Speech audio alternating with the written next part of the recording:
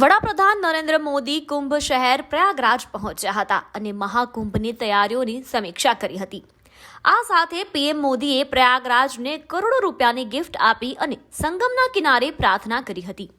વડાપ્રધાન નરેન્દ્ર મોદીએ મહાકુંભની તૈયારીઓની સમીક્ષા કરવાની સાથે જ 5500 કરોડ રૂપિયાની ભેટ પણ આપી હતી.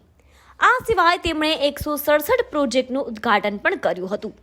પ્રોજેક્ટ્સના ઉદ્ઘાટનની સાથે જ વિશ્વને મહાકુંભ માટે આમંત્રણ આપવામાં આવ્યું હતું.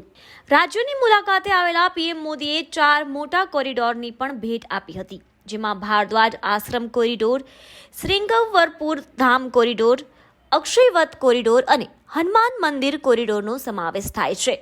વડાપ્રધાન મોદીએ સંગમનગર પ્રયાગરાજમાં અમૃત કલશની સ્થાપના કરી હતી. અષ્ટધાતુથી બનેલો આ કલશ પૌરાણિક કથાઓમાં વર્ણવેલ અમૃત કુંભનું પ્રતીક બનશે અને ભક્તોને તેના પ્રાચીન ઇતિહાસનો પરિચય કરાવશે. Bureau report, first Bharat news, Prayagraj.